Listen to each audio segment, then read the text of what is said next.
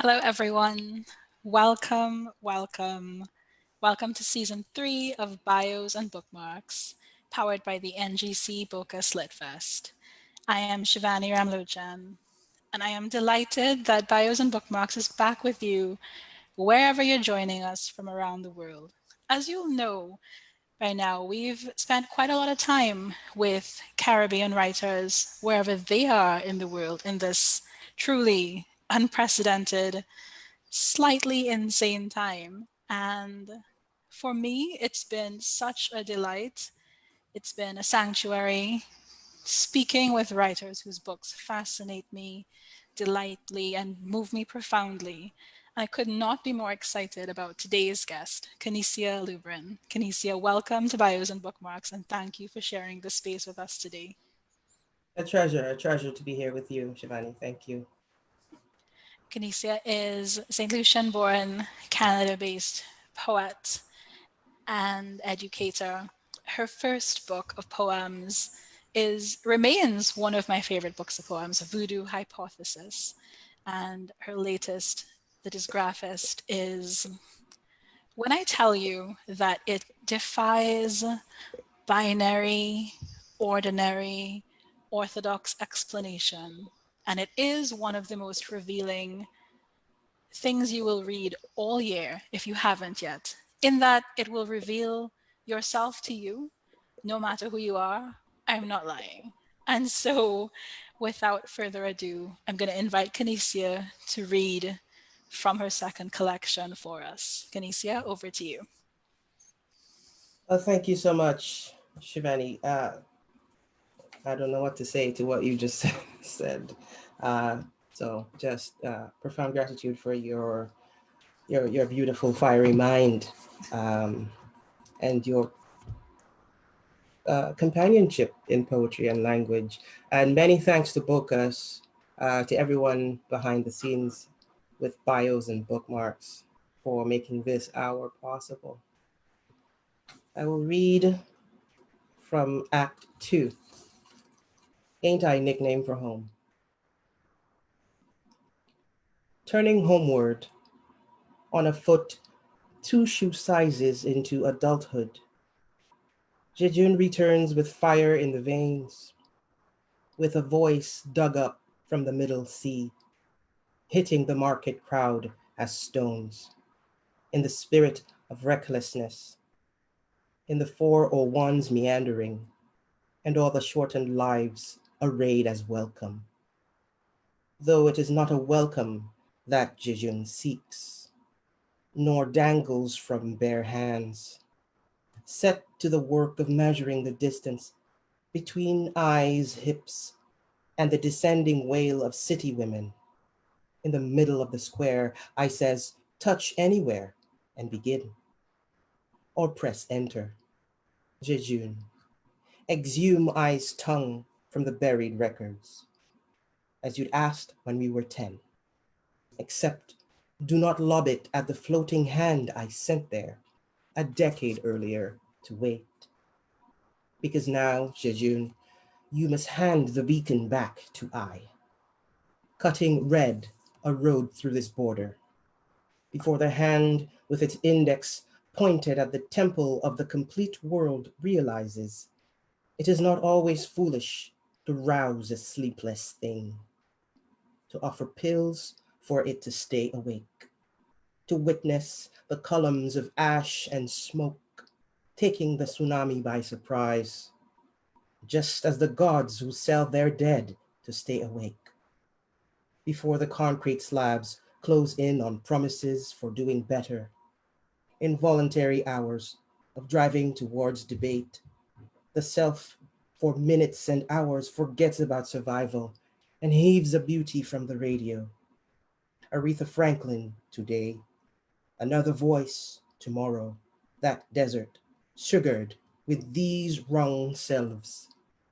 We rush and shape stone, not carried, but accrued, where I layers its new language, taking back the miserly mouth, mouth that sours the pot in our big beautiful, big beautiful. Ain't the monstrous always intimate? and before any protest turns it inward, inmate into a vineyard, Entheramone digging 1,000 years into the past. As by this interruption, do you accept this collect call, this collect that call, accept the charges, how I, now the daughter is here forgetting the voice of her father, or whomever the father voiced. Magnum me facit dominus, dwindling away some rubbery word for fire, or a glance back to something sincere. Jejune, all of these words inflate our undivided lives anyway, and offered back, fashioned as a window, diminishing I into something like wind across language, across the cello, across plastic stretching for miles out of our fingertips. Jejune into thesis, now so-called cunning, before one eye as extended ablution, toward maybe the lightning that drew new corridors across the sky. Jejune, now that you are here, can you tell I, apart from this country, belonging to nothing, this far bled, and no further? From the still, unheard reams I must enter, this great hall, a cemetery, already owed, O Deo Domine, a fading agreement before a horde, jurors, powdered and wigged, titrate, and promulgated, meaning well before this wide togetherness of what is simple, spores for atonement in the age of sleet. A single ounce was enough to end the father I must defend. What's a duty done? What's a word that will do? Does I bring more than that, Jejune? Say the bulk of broken bones between these hands that cannot mend them. Yet it can't be that. No line is so straight. It mustn't be the years scribbled on already, turning against that child illiquid with touch into something of a personhood. Nothing worse.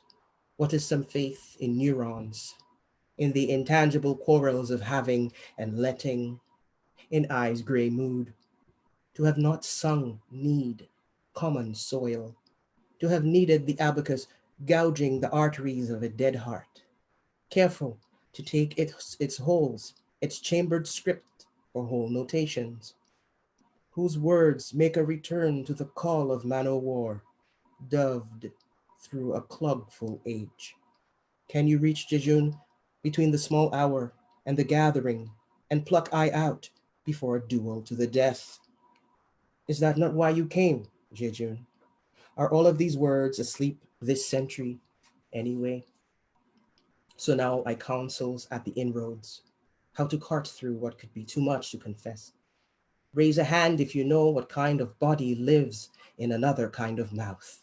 A whole life with the same friends, in the same house, the same lovers, dance of the same dance, to have eaten the same, the walking, passing, sobbing, the same dog-crowded parks, black and pink beaches, some love for words, the mod script of algebra, language of oil, a madhouse, real, watch with deafness the gabled roof, fences, cars, the many-rooted book. So that is enough, as all exception must be. Refuse that entry into this collection. If all this sophistry is meaningless, speech branching out of shipwreck, some altered sense, Jejune and I find the highest point in the city. We rub our eyes with juniper and thought of states, merely recognizable by their vulnerable curves into nothing, or nothing of what was said before survives. Past a tug, not persuasive, but a tug on exhausted neural membranes, crossing streets, cutting a new ideogram for volcanic jackdaws. All of the journey now, the fate of everything dubbed unclean. And we vote to enjoy the view that we know is indifferent to our love. Jejune, all of these words are our dark twin anyway. So, what is the point of the judge in that case, where the father confesses what is better than to conspire with who would free I or Jejune or any number of us now, a blend of tempers, some crest of white hair? No, and 'tis too much thinking to ask. Whatever I is, is. Do not think I not enough or too much of an invention, like the wheel, like the clock, too much of an invention, like the wheel, like the clock, that bears repeating. These cracked elbows, the only sign of time passing at the junction, where Jejune leans into I, with hands ready to feed the open-mouthed self. What of anything is like charcoal, lit, like what fails the sketcher's hand, not a tint impaired in the sun-bright past, like foxes only more robust than memory. Who can ask for this long companionship, the least gravitational offense in any hemisphere? How much longer will I fill this long ampulla of somebody's world? Who is worth that much? Who is ever this true? Please, you do not ask for too much, that the mechanics should not conceal the message, or concede the foreclosure of lost generations to a clause. The message is concealment. What more can be taken? Spared. Now, even with a percussed tongue, I could put the world back together with the twisted timbers of a ship from some unknown century. Okay, maybe give I some spices. Give I the whole shape of a metamorphosis to wear. Give I the Labrador Sea and the 900 feet between the black skin and the blow it dislodges. Give I the sharp and wary self. Give I your infant's breath, a cleanly locatable thing, a clearly thinkable thing. None of it is pitiable that I speaks. The too many clever variables, the heart-worn, brain-shorn light that clings newly to those friends, choosing to go alone. All of them grasping for the sun, now boarding the dark boat or the freeway. Jejune, all of these words, lift a hand to canopy the non-world. Anyway, thank you.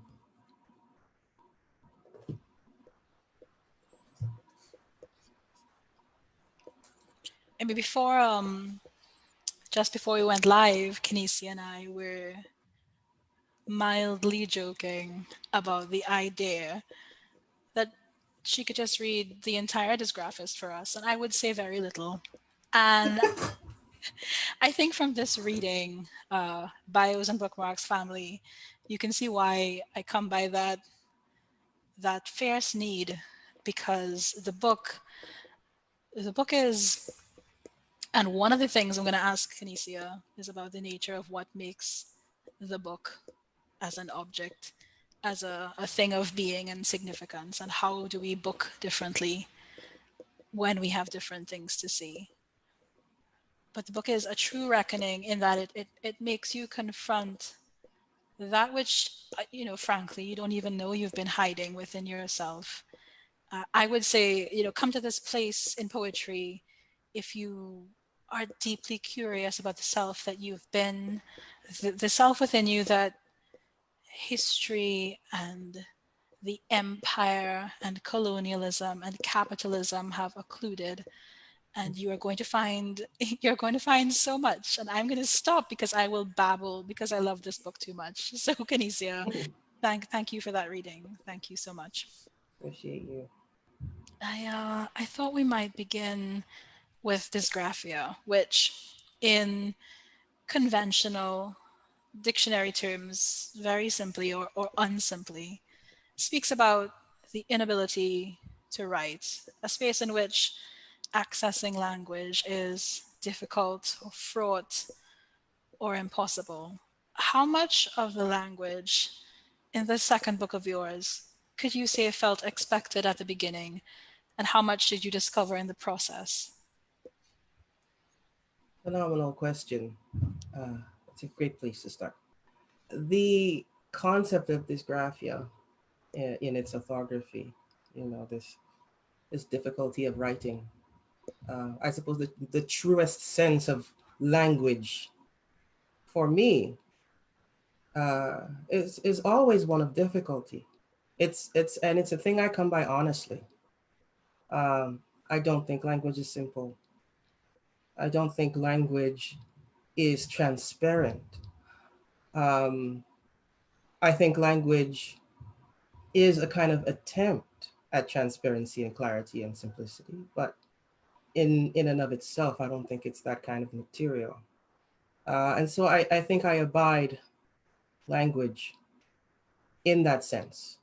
Um, and so, I said previously when I was on here with Robert and Vladimir that I had a really, really tough time inhabiting the I um, of poetry, and certainly in the lyric mode, it was very tough for me. And um, I think a lot of the insistence, to my mind, the stuff that I was carting through my engagements with the I, have a lot to do with denial of oneself, the denial of um,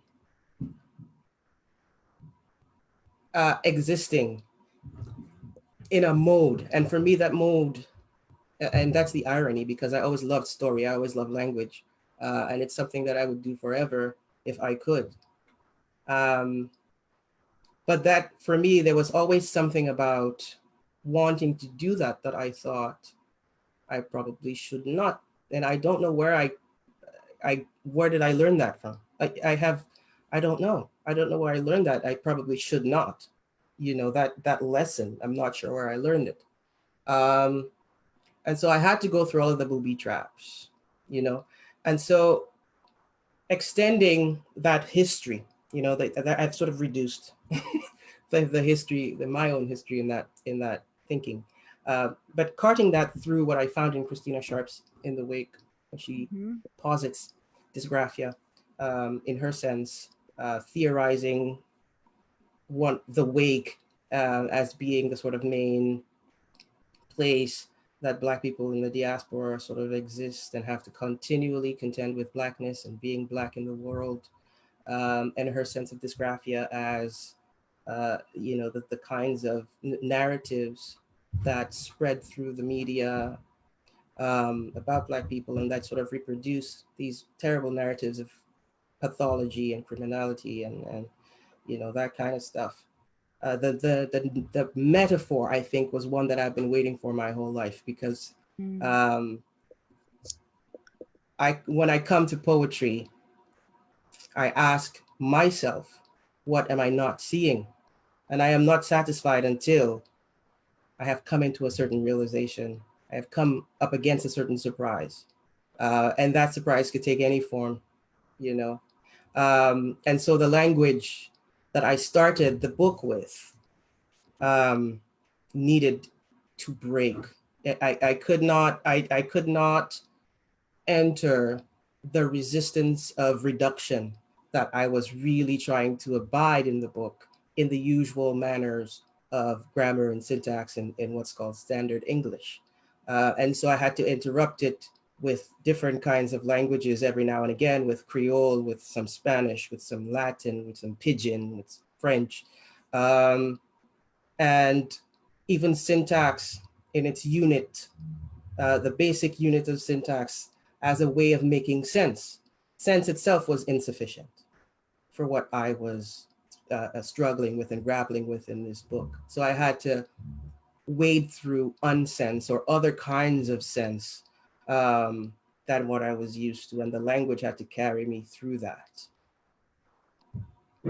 Think I hear so much what you're saying when I think of the regard that you bring as a worker in the poetic arts to this book and to Voodoo Hypothesis, which when I first read it years ago felt very much like a way to frankly and with this kind of burning precision confront and address the world as it was as it had been and as it hadn't been told because of racism, because of slavery, because of white hegemony. And in the Dysgraphxst, I feel the thread that connects both books is not may not always be so apparent, but it's absolutely there for me. It feels as though the striving of the author has continued and has become, in the second collection, genre defying. I mean, is there ever a sense in which you think of this new book as not a book of poems? Does it ever feel like something else or something more, something alongside that, straddling other genres? Phenomenal question again. Yeah, I think we can just spend this hour with you just asking questions and I nod, and then you ask another question and I nod, and then and that would be that would be more than sufficient. That's really greatly insightful. In a sense, um, I knew based on how the book started to coalesce in its own way and develop that there was something bursting the seams of the genre, something that couldn't really be contained. Um, and usually I don't think of poetry as genre per se. I hold it as a form, as like a malleable form of something, of music, of language, of sound. Um, and so I've always sort of held on to the fabulation that uh, that poetry is a kind of chameleon, and so it can bend and break and move and do unexpected things with it. But I think at one point I didn't think I was not obsessed with adhering to the formalities Mm-hmm. of the form. And I think it's just because of the book itself needed that. It determined for me that um, when I needed to be more philosophical, when I needed to be more playful, when I needed to uh, interrupt even the promise that the speaker was making to whoever it was addressing, you know. And so that's a really really fantastic question. Um, and if I were to say definitively, Mm-hmm. yes, and XYZ is what it is, I would be lying to you because I'm still trying to figure out what it something certainly shifted in my writing of this book. And I'm not going to lie to you and say that I have that, I sort of figured it out, or in a sense, I just don't have a working definition, nor I don't think I need one. The book is what it is. I enter the book differently each time I enter it myself, so. I love that. I feel, there's this old, rigid, I suspect it's colonial thinking, where the first books of poetry that are recommended to people who are afraid of poetry are often called prescriptive, they're called linear.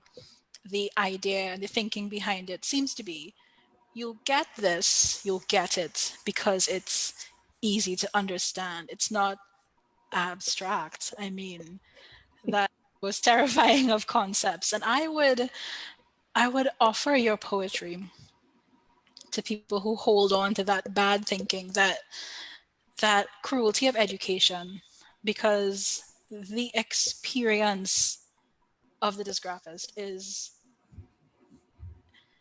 one could call it abstract, one could call it forbidding literality, but I think that is rather the point. And you know what? It is completely delightful when you unhinge yourself from the expectation that you must linearly understand or come to an understanding. I feel like, especially in poetry, in Caribbean poetry and all poetry, that gets in the way of the true understanding of how does your body respond to the things that are happening on the page. What is the viscera? What is the old language? What are all of your gods who live inside you seeing when you experience this work? So Canisia is on my syllabus for that. Where to start poetry? You know what? Right here. Right. Oh geez. That's quite wonderful to hear. Sometimes you feel you're alone in certain kinds of thinking, Mhm. and then you find out that you're not. And I suppose that's kind of what poetry is, Yeah, isn't it? I think so. Yeah, it does that. There's a certain privileging of the intellect, and a certain privileging of, and not to say I am not at all condoning, anti-intellectualism or what have you. That's just ridiculous. That whole come on now, because it really rests on a certain hegemony. It says that intelligence or the intellect only has one form. It Mm, has one formation, and therefore anything outside of that, is somehow suspect.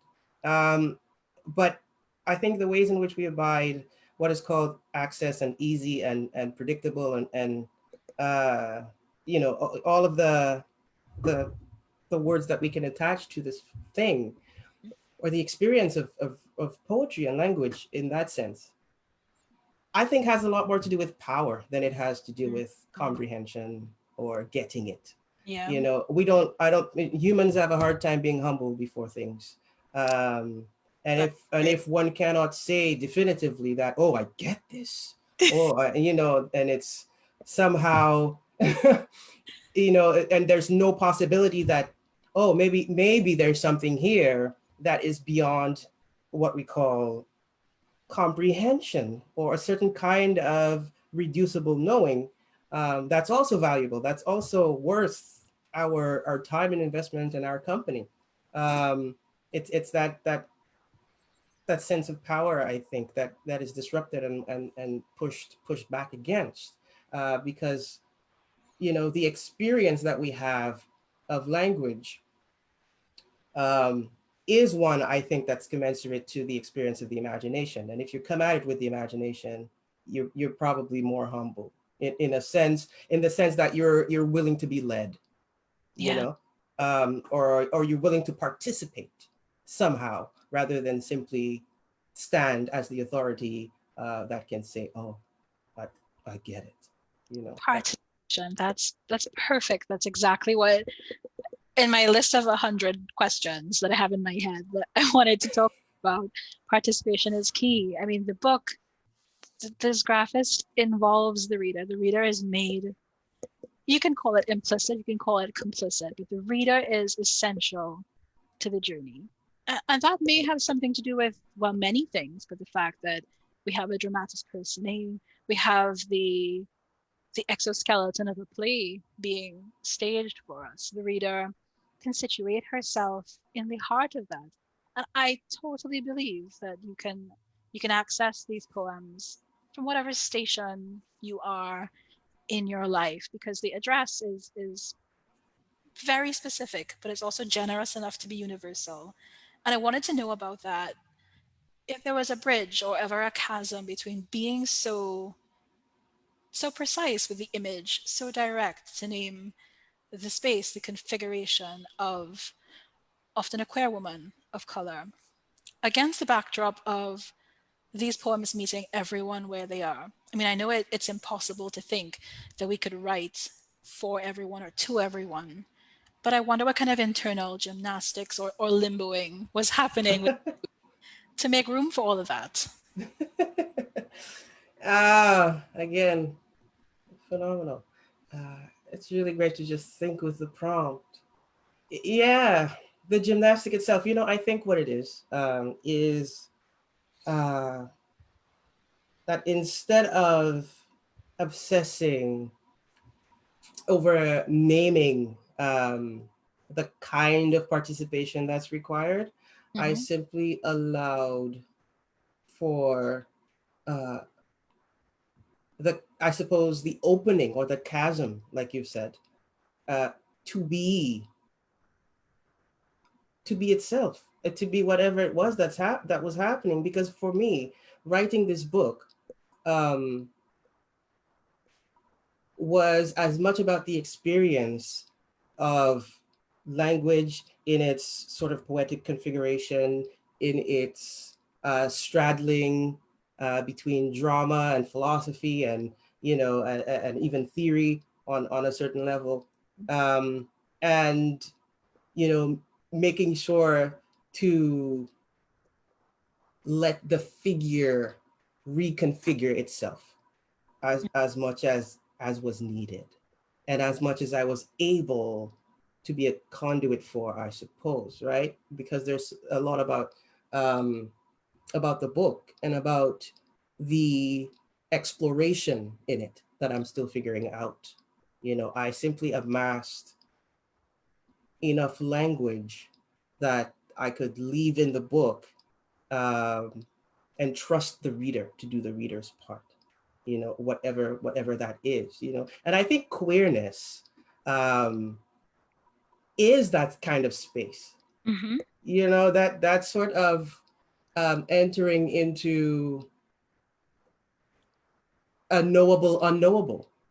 Yeah. You know what I mean? And just being deviant in that sense, to be outside of what has been prescribed, what is held up in the sort of dominant structures that determine the outcome of people's lives, whether you can marry, whether you can do this, whether you can do that, and etc. It's that sort of errant, wayward space that allows for becoming and unbecoming, and that for that to be normalized. I don't like the word normal, but for that to be okay, for that to be the space where reduction, uh, you know, is the problematic thing that it is, Mm-hmm. certainly in the hands of human beings, you know? And so that's the gymnastics for me. I think that's kind of, that's the way that I got through the text. At one point I thought, you know, what the hell is it that you're doing here, miss? Like, you, madam, like what is going on with with this madness? And so I myself also had to come, um, I had to come into a certain kind of acceptance, Mm-hmm. and just to let the thing be what it wanted to be, which is this strange, queer, bizarre, but also completely intimate. Like, it's something, like I said, that unknown, knowable thing, or it's just a kind of uh, being with a thing uh, that is consistently pushed into the background by outside pressures, and letting the outside pressures fall away, and letting everything else come to the surface. Mm. So, friends from all around the world, if you're just joining us, welcome to Bios and Bookmarks. This is officially episode 1 of season 3, and I am over the moon. I think it's obvious to be joined by Canisia Lubrin today. We're talking about her second collection of poetry, the Dysgraphxst. I mean, Canisia, I'm thinking about the fact that I could really just talk to you about this book for an indeterminate length of time. Like, time will fall away, and we'll be here chatting as the day turns into night. But please, please share your questions for Canisia, your comments about this book in particular, anything you want to know about her writing practice, and I will be happy to share them. And as most of you know, I think, for quite some time now, the NGC Bocas Lit Fest has been working on a project very special to us called the 100 Caribbean Books That Made Us. It's a direct response, but not a competition, to a list that the BBC put out about the 100 books that shaped our world. We discovered that there were very few Caribbean books on that list, but rather than become, again, competitive about that, we thought we would begin to signify ourselves to ourselves when it came to our own writing. And so I'm asking Canisia the question of which Caribbean books of poetry have made her. Small question, right? Yeah. Oh, geez, yes, the smallest question ever, that one. Tiny. Um, oh my goodness. I'm gonna talk about, I think, maybe the earliest formative experience, or experiences for me, um, with poetry. I didn't really, it never occurred to me that I could be a poet. Mm. I always knew I loved writing. I love story. I love language. I always big up my grandma, my late grandmother, Honey. for her opening that door for me, those many windows, those multiple windows that she opened up in her own uh, just wonderfully mysterious and fabulous cohabitation with language and song and the folklore and all the things that I found super just wicked, night after night. Um, and so yeah, I came to poetry, one could say, late. Um, and in my undergrad years, as a student of writing, um, a lot of the stuff that we were learning with were not Caribbean poetry or poets per se. And I certainly have come upon uh, poets and poetry for myself, in the sort of more, I suppose, paraliterary sense. Uh, but I had this one teaching assistant who, she was teaching me for a course called satire. And she said to me one day after I handed in an assignment, and she came back, the following week and handed it to me, and she says, "Have you heard of Dion Brand?" And I said, "No." I said, "No, I never heard of Dion Brand." She said to me, "Run, don't walk." She said, "There's something in whatever it is you're doing here that just made me think of Dion Brand." And so I did. I went to the library, that fifth floor at Scott Library at York University, and I pulled out No Language is Neutral. Mm. And I cannot understate or overstate or any of the states how much Dion Rand's poetry solidified certain things for me and made other things perfectly liquid. It is something that I would like to write about someday, but I just haven't amassed enough language for. It was like the whole entire library simultaneously expanded and contracted.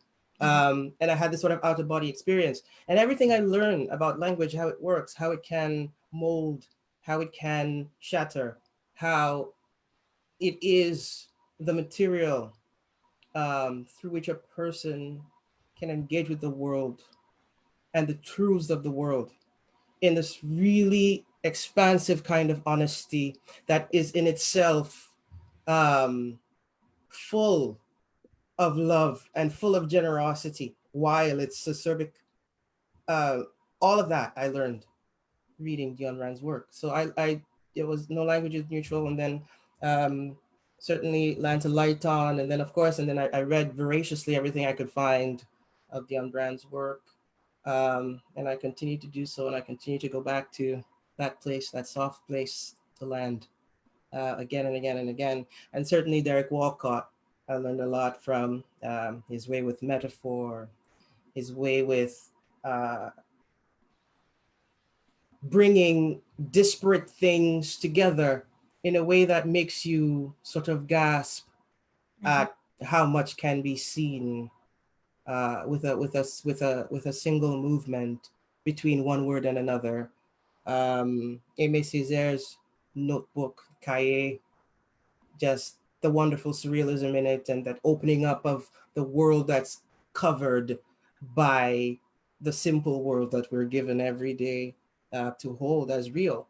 Kamal Brathwaite, certainly his Middle Passage, Ancestors, his dream stories, just really working with, how language uses music to do to do and to mean. There's something alchemical in Brathwaite. You know what I mean? And when you're in a Brathwaite line, um, there's something of music that becomes absolutely foundational to how you make sense of things. So yeah, there's a network of books, I think, that I would say has made me and continue to make. I love that answer. I think, well, I think you know how I feel about Dion Brand as well. There's that's a whole other session that Truly. that's a whole festival, the Dion Brand Festival. Gotta make it happen. Make it happen. Let's do it. I think so. But I love that the fact that you said network, because the truth is, I think we think of great Caribbean books across the generations as often entities of power and revelation unto themselves, but it's just as true that they work in this incredible concert as paired texts, as texts with similar or divergent vision that are still languaging things similarly, talking about everything of what it means to be here, to be on these islands here, to be in the psychogeographical Caribbean here. Mm, And so that list is phenomenal. The fact that they are braided together in your understanding is phenomenal. I love it. I love it completely. I uh, think at this point I will invite you to do your second reading from the Dysgraphxst, please. okay, do that. All right. So I think I'll read from the back of the book this time.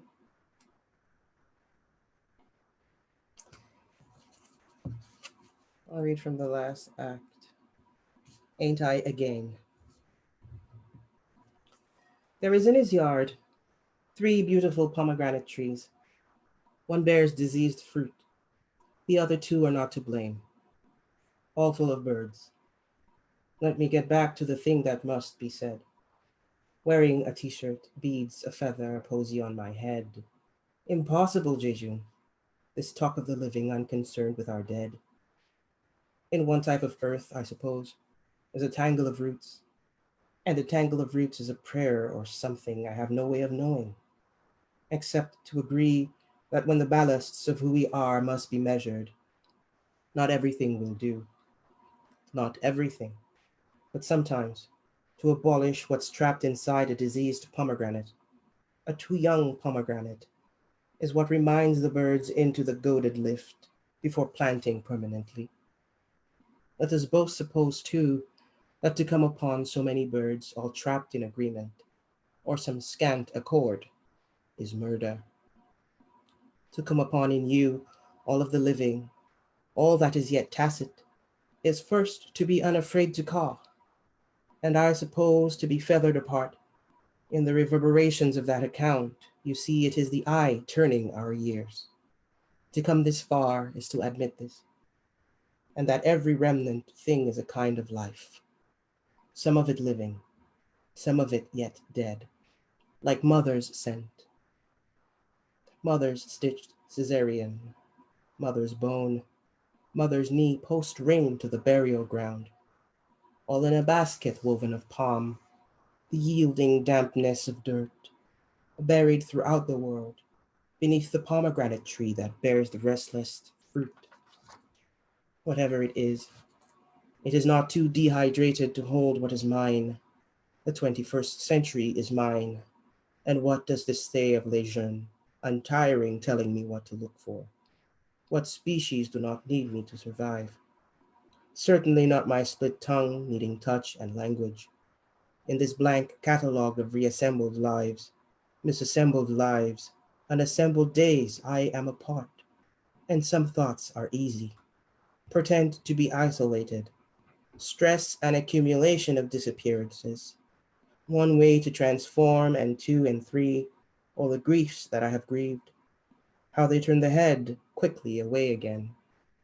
Birth too is accidental, whether in islands or the eyes retaliating spasms. Some dead man, his hurt and zeal proto-conforming. They will sue the world for a lack of peace. To want to live in a world my own hand has made. Not hands too aware of their wild plots. Just one hand in the world, meeting other hands, in crowds full of mourning pleasant heads, whipping out greetings. And soon an angular woman will offer me that chance, her limp loosed hand, and I should shake it, as a bundle meant to be carried in both hands. Several decades past due, past decisive jurors, past nostalgic feudalism, internet profiles of the already dead. Let me tell you who and what else escapes danger by ordinariness.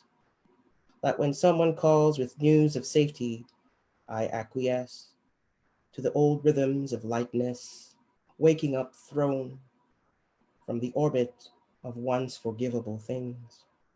A city is time for me, so I cut the road.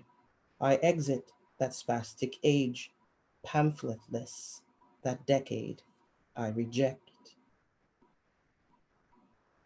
to be blown open, mixed in eye, blown open eye, loud noise eye, lightning in the brain eye, music making eye. Imagine surprise one morning, alone.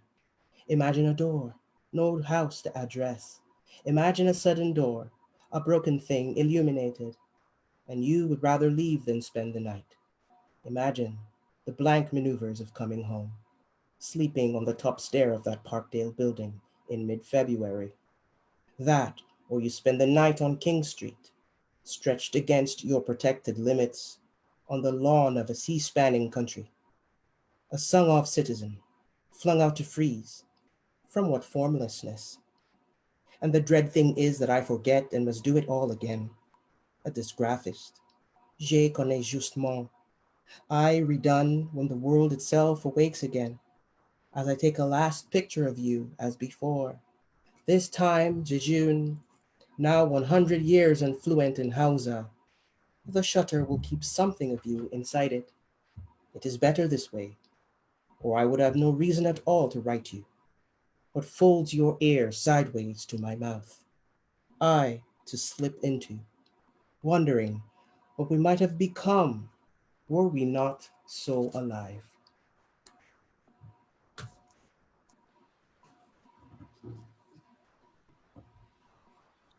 Oh my, wow. That's we could just end there. Well, we're not going to. Don't worry. Thank you so much for that, Canisia. We Thank you. have a lovely question from Christy Borley on Facebook. Christy wants to know, well, Christy says, I'd love to know how you would describe the evolution of your writing from when you began to now. How I would describe it: turbulent, as full of twaka, full of trouble, full, full of full of um, frustration. Because I suppose the kind of writer I am is never satisfied with repetition that simply repeats. If something comes up again, it has to have a certain difference, a certain new edge that I can hold on to. And so it's really a matter of continuing the practice of reading, continuing the practice of challenging myself to read widely, or read beyond the stuff that I, quote unquote, like or simply find useful. There's a sense of um, working from all forms of language, and that means every genre, that means every mode. Mm-hmm. Um, and so I think now I'm certainly a lot more confident in what I can do with the pen, but I am always angled toward what I don't already know. And so there's a certain sense that I'm always emerging, you know, as a writer. So I think that's the sort of defining principle for me. Thank you. Yes. See, I'm becoming more and more unable to do words because of how brilliant these insights are. And not just that, but how generous they are too. I think often when I have discovered language working at these powers, it has also come from a great remove from outside our Caribbean canon. And I felt that there was a way in which I, as a reader, could be taught to respect a work and to venerate it, but not to ever imagine I could live in the same room with it, that we could eat from the same plates, that we could enjoy the same pot of pilau. And it's not so Mm. with this work. It's coming from multiple places. It is operating at polyvocal and defiant registers, and it is for everyone. It's how it feels to me. You tell me if I'm wrong. You're not wrong. You're not wrong at all. I am certainly writing from my particularity, from my own location Hmm. in in language, in life, in politics, in the identity in the whole entire uh, amorphous nature of what all of that is. But at the same time, I think what I'm looking at is what the not is what the modern world, what modernism, and certainly colonialism has done, uh, to not just the people's thinking about what a self is, what it means to be a person, what's personhood, um, but in every sense, how it has sort of systematically destroyed, um, whatever appreciation we can have for the what is mysterious, what cannot be reduced, um, and kinship and relationships beyond all of these. In a sense, we've been possessed by these kinds of Eurocentric ideas of individualism, um, and everything that came along with it. Uh, and so I think it's just the nature of that investigation, that is the door for that everybody can enter and make something particular of it. And I think if if your work forbids anyone, these are the people who forbid themselves from the landscape on their own dismerit. That's not a word, but you know what I mean. On their own cruelty and inability to see outside of a very, very small room that they think is Mm. a castle of understanding. And I mean, there's no need to go into those people because the language is not, if it reaches for them and doesn't find them, it is concerned with so many other things and doing all of that work in all these registers that I don't think, you know, that's their business, honestly. It's true, we all have our business. So yeah. And this business, everyone listening, is business that you should make your own because these poems will leave you not as you were before, infinitely richer and stranger and inclined to look at every crack and every fast food outlet and expansive sea in a way that you've probably always carried inside, but which is, as Canisia says, emerging.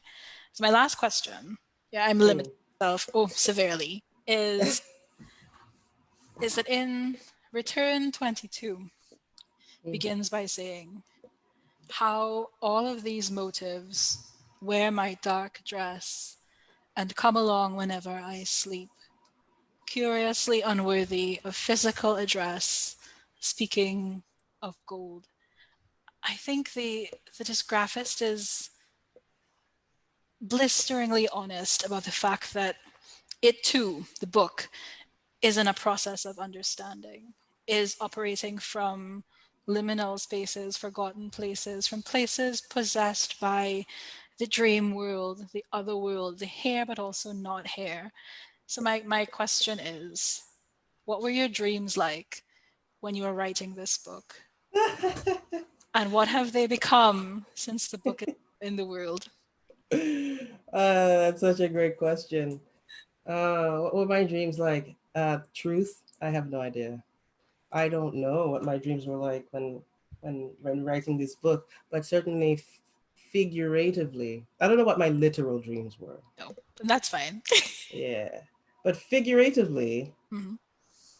the dream that I have, right, is, um,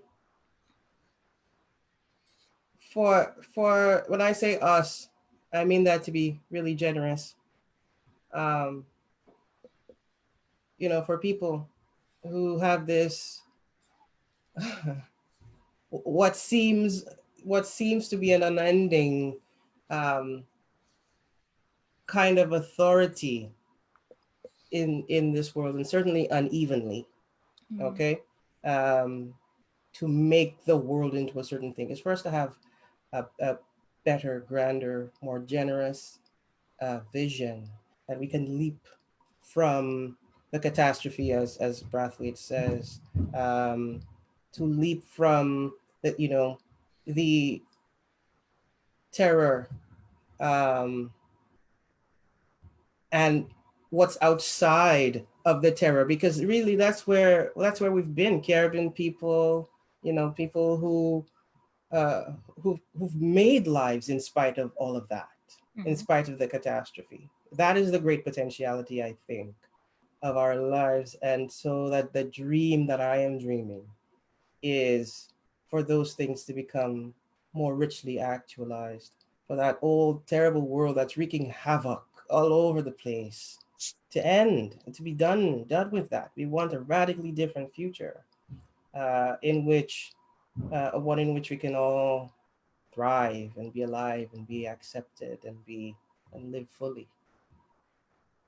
mm. Thank you for that. We have a lovely question from Tracy Farag, who begins by saying, I feel I stumbled upon some treasure this Sunday morning. So many convoluted emotions, entangled, yet just putting imagery to them makes them easier to grapple with. How do you translate your thoughts into such powerful imagery? Is the effort deliberate or a flow of inspiration, a possession of sorts? Mm, it's a lovely question. That question itself is a poem. Is. Yeah. Uh, Inspiration. That's a really troublesome Mm, concept for me. I don't know. I don't know what that is. I have what seems to be a never-ending well of questions, mm, and I am a really. I'm a person who uh, lives with images quite a lot. I think the world is very visual to me. I do, and I think maybe the image, in a sense, does rule quite a lot of my poetry. I'm quite happy to put a bunch of images side by side and walk away and not tell you what to think about them. Um, and so I don't know that I am deliberate with, with what, what can be thought of as, uh, responding to inspiration. mm. There's always a question for me at the core, of anything that I will spend time writing about. And it might be multiple questions, but there's always the sort of homing toward a question. Um, and really the beauty of language, in its way of putting before the reader something that can be visualized. It's the sounding ground for that, the sort of laboratory for that is between the writer and what is perceived. And so to leap from that into a kind of hopefulness, Yeah. you know that's, I think that's the movement. But I'm not sure I can tell you exactly where my capacity for making images really comes from. That's a lovely response to what was a lovely question. I thank you for that. So we are how, where, and where the time went. I don't know. It I went. don't. It went into magic. It went to terrestrial amazingness. I believe all of you will know, we usually end our sessions with a fun game that's curated by our social media assistant, Alana Marie. Well, this season, she's cooked up something new for you. We're moving from three envelopes into a new game that I think will be just as fun in different ways. And it's called Write, Read, Avoid. Here's how it works. We're going to present each of our guest writers with a scenario and ask them whether they would write, read, or avoid. That is, would they like to write about it? Would they prefer to read about it from someone else? Or do they just want nothing to do with it at all? So, yeah, here we go. Read, write, or avoid. A literary piece advocating for a particular person or party in an election. All you troublesome, all real troublesome. And Bocas. ah, I don't know. Yeah, I was gonna say, might I cheat? But I think, Of course.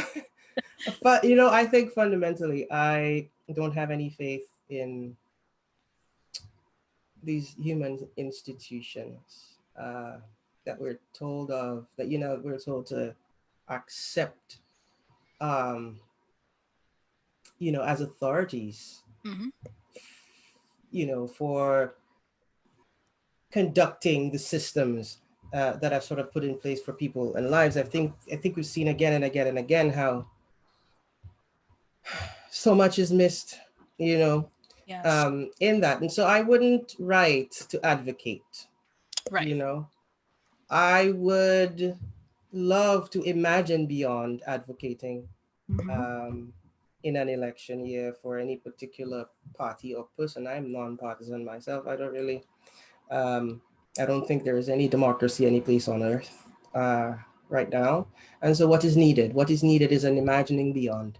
And so, I would be very happy to to not want to have anything to do with it, but to imagine with others how something better, something new might be um, might be tenable somehow.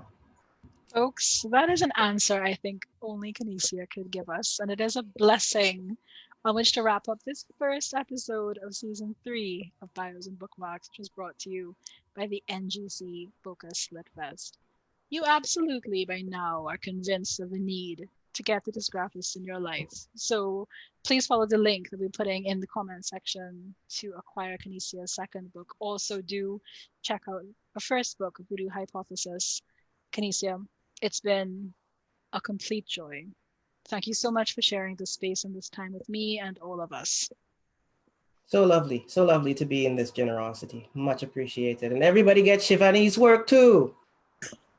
Well, We need you. take that or not, but we will be back next week with Anna Lucy Smith, my colleague, interviewing who could it be? Just wait to see. All right, everyone, take care and keep safe. Thank you. Thank you. Thank you, Bocas.